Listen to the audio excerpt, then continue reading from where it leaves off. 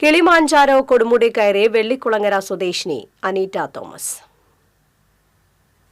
കഴിഞ്ഞ വനിതാ ദിനത്തിലാണ് ആഫ്രിക്കയിലുള്ള കിളിമഞ്ചാരോ എന്ന ഒറ്റയാൻ പർവ്വതത്തിലെ 5895 മീറ്റർ ഉയരമുള്ള ഉഹുറു കൊടുമുടി കയറി ഇന്ത്യൻ ദേശീയ പതാക നാട്ടിയത്.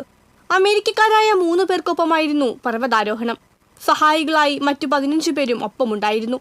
മാർച്ച് 1 മാൾട്ടയിൽ നിന്ന് പുറപ്പെട്ട് മാർച്ച് 4 മറ്റു പർവ്വതാരോഹകർക്കൊപ്പം കൊടുമുടി ലക്ഷ്യമാക്കി മല കയറാൻ തുടങ്ങിയത്.